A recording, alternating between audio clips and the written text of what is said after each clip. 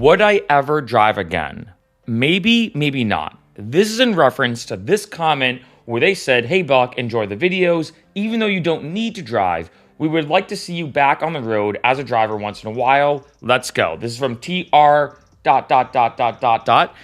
And I wanted to answer this question because, or not question, but more of a comment where it comes down to, would I ever drive again? Why or why not? Now, I have done some videos almost talking objectively where it comes to the reasons why I stopped driving, why I probably wouldn't drive again. And those are more logical videos of the numbers, like how much you're getting paid, things like insurance, things like legal issues, etc., etc. This video is going to be more of a subjective answer as to why I personally, in my own personal life and personal situations, potentially might drive again, but also potentially might not. And I think I lean towards might not. And in this video, I'm not really going to talk about like the pay or all these kind of like nitty-gritty things, but more of a personal reasoning as to why. Now, I will say this, which is kind of interesting to kind of start off on a positive note. I sometimes, I gotta say, miss driving. And I know that sounds weird, but I did a video about this, I think a year or maybe even 2 years ago. There is something oddly addictive about driving. Being honest, I've thought about it that I can't think of any other job that's so easily accessible in general. If you think of a lot of other jobs, that you can instantly start making about $20 to $25 an hour. Like I said, that's about the average amount the driver makes as an Uber driver or Lyft driver. And you can instantly go out on the road, start making money. It's a flexible schedule. You turn on the app whenever you want. You turn off the app whenever you want. If you want to do one ride, and that's it, cool. If you want to do 10 rides, and that's it, cool. In addition, the fact that you can instantly cash it out. If let's say right now, I wanted to go out and make $100 and instantly have that $100 be in my bank account, boom, I could easily do that. And there's something kind of oddly addictive about that, right? I might even say as well, I kind of miss the social aspect. Like, I remember when I used to bartend, I miss that a lot. I actually do miss bartending. Bartending can be very fun. It can also be very stressful, as most people can probably imagine. But being a driver kind of reminds me a little bit, or in a lot of aspects, of being a bartender. However, with a bartender, I had to go in at a certain time. I had to leave at a certain time or close up. And then once the bar closes, it's another hour of cleaning and all this other stuff. But, with bartending, it was a social job. There was a lot of fun, but it was very strict. With Uber and Lyft, it is so, I think, free, if that's the best way to word it. You have a lot of freedom and autonomy in the way that you drive. Like I've said in a bunch of videos, it's the closest thing really to being your own boss without really being your own boss. And in addition, the pay isn't bad. I mean, I've mentioned this before, that with all the negative stuff I have talked about in Uber and Lyft, and I'm very transparent in all my videos. I think it's important to look at the pros and the cons, look at the positives and the negatives, look at both sides. I mean, I've seen some jobs, and I mentioned this before, that, required an accounting degree. And in order to get an accounting degree, you have to do 4 years of schooling, get into student debt. I have an accounting degree.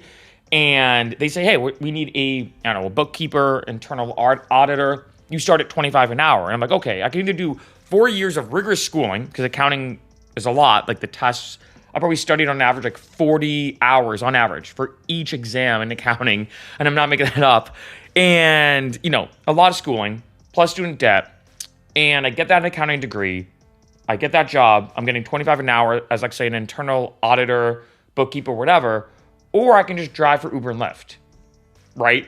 And I will say, for me, with all those positives being said, with it being, I think, honestly, a really great job. I did like doing Uber and Lyft. I will say I liked it more part-time than full-time.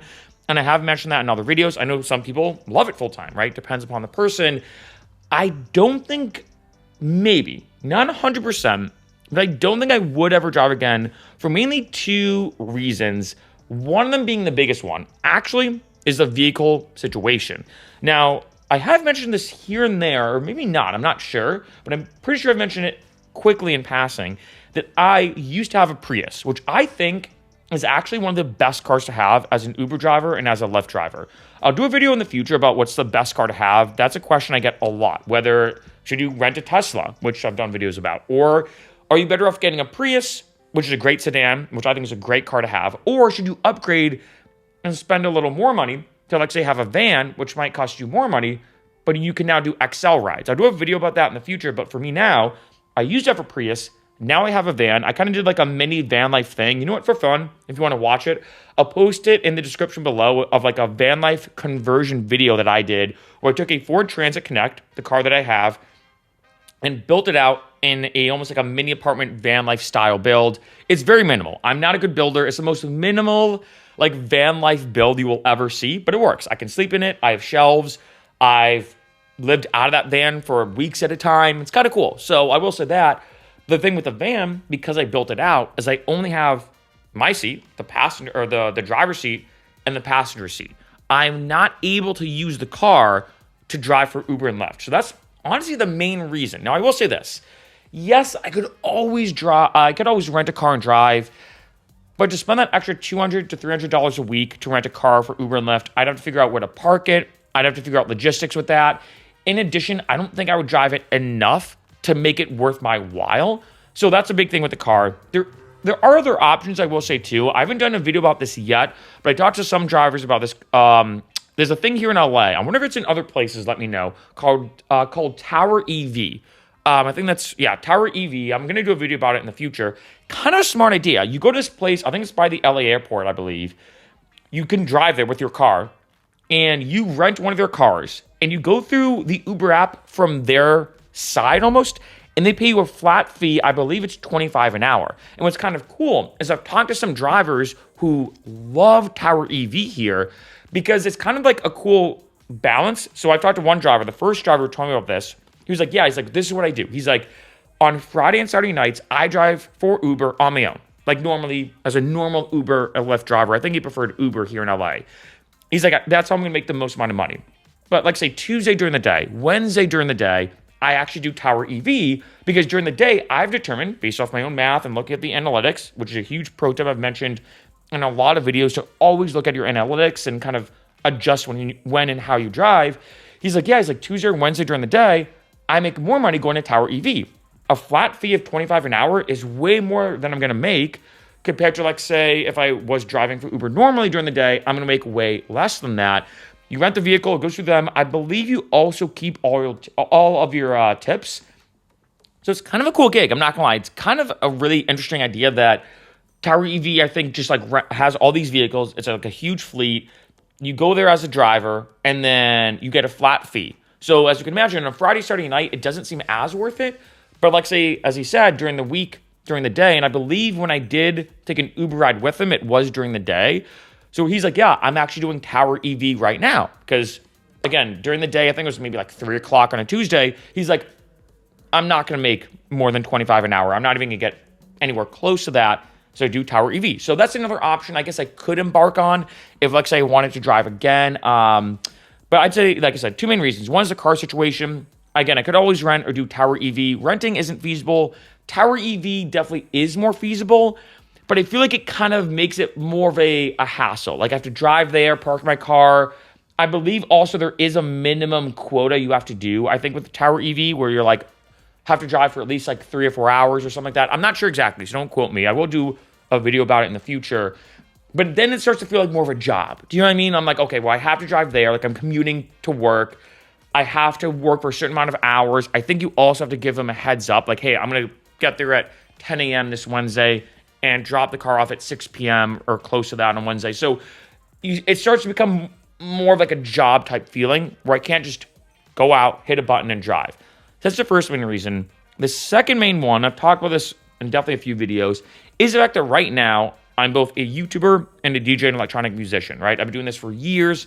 I'm pretty much self-employed and been in the Facero business, which is my last name. So I call this the whole like Facero business of my music and my videos for a while now. And what's kind of funny is now, being honest, I do like making videos about Lyft and Uber more than I do driving. Like I genuinely love making videos. As most of you know, I post almost daily on this channel. And in case you didn't know, I have 5 different YouTube channels. So I'm constantly filming, editing, and uploading, making new music, working on new projects. And so for me, I have so much going on that, given the time constraints, in addition with the fact that, I'm not gonna lie, I love making these videos, that's probably why I want to drive again. Now, who knows?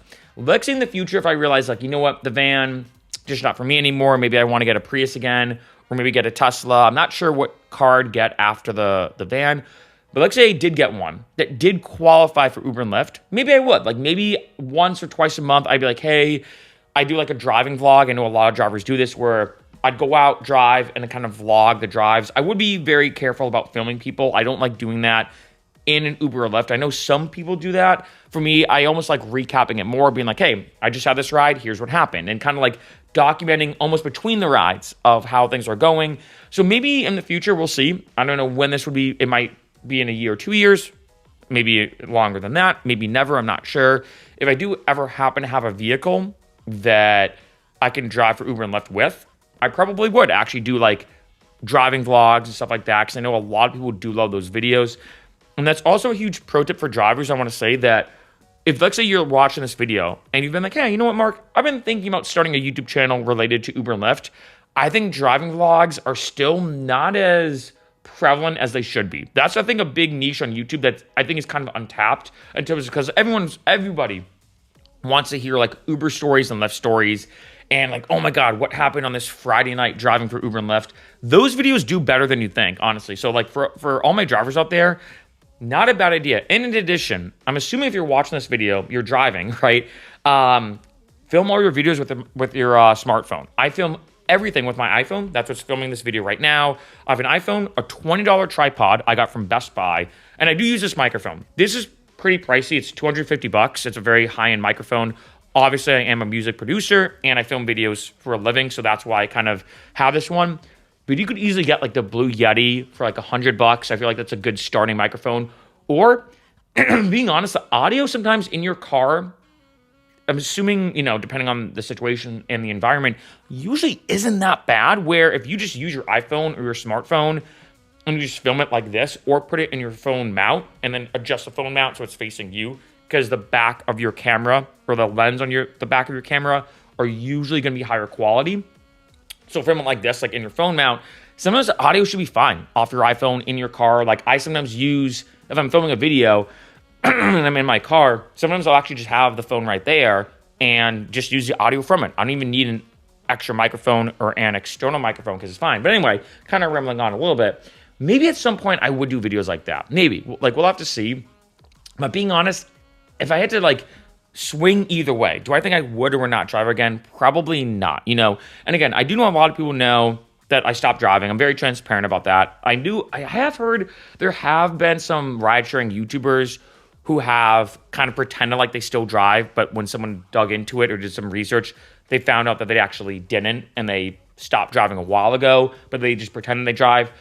I like to be very honest about like, okay, yeah, I don't drive anymore. I just review the facts, the analytics, the news behind Uber and Lyft and all this kind of stuff. Of course, still doing some videos about how to use the apps and helpful videos. But that's why you may even notice I kind of shy away from videos that relate directly to what it's like to drive in a given area from my perspective. Like I've interviewed a lot of drivers, which is why in a lot of videos if I'm talking about what's it like to drive in LA or Costa Rica or Austin or Hawaii, those videos are a result of me interviewing a ton of drivers, gathering data, and then presenting it forward in a video like this. But that's the main reasons. And it's not, I will say, it's not for I will say this in a good way. I think the videos I've done in the past of me being like, why I would never drive for Uber and Lyft again, why I stopped, were more based off the data from an objective perspective. Like I said way in the beginning of this video, more of an objective perspective.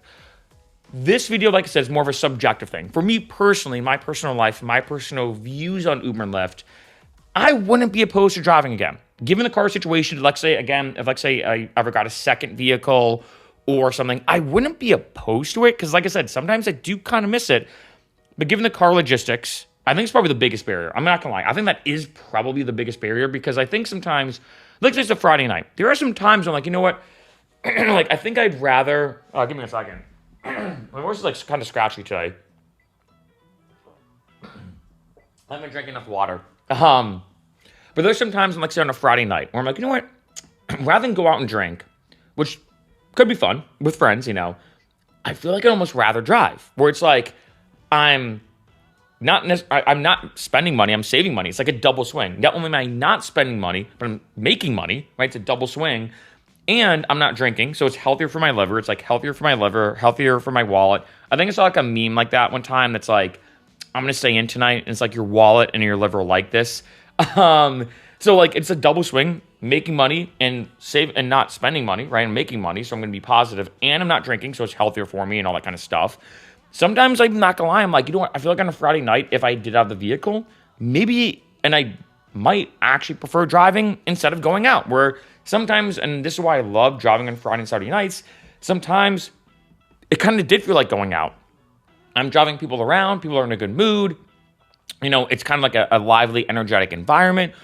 All these kind of benefits, it's like, hey, this is great. Like, this is exactly what I'd want. And then I come back home and I'm like, wow, I kind of feel like I just went out, but now I'm not drunk. I'm not damaging my body with alcohol, right? And not only did I not spend money, right? Because obviously going out can be very expensive, especially right now, but I made money. So there are some times I do wish that, but like I said, the car situation, and then two, as definitely a secondary one, I will say, I do love making videos more than driving. I think that's a big thing, you know, which is why, again, in all my videos, I'm very, very transparent, but that's pretty much it. At the end of the day, I will say it depends upon the person, but although I've done a lot of videos about Uber and Lyft being very negative and a bad, and driving like horrible and all this kind of negative stuff, because I'd like to be transparent about that. There's a lot of messed up stuff that Uber and Lyft does with its drivers, and driving is not perfect. It's far from perfect. There are a lot of pros, and I'm not gonna lie, sometimes I do miss it. Just in general, sometimes I do miss it because, like I said in that video a year, 2 years ago, there's something about it that's oddly addictive. And I don't know why, I don't know how. Like, I have a couple of theories, like I said, about the flexible schedule, instant cash outs, the social aspect to it. There's something about Uber and Lyft that's oddly addictive. And sometimes, although right now I probably wouldn't drive again, sometimes I really do miss it.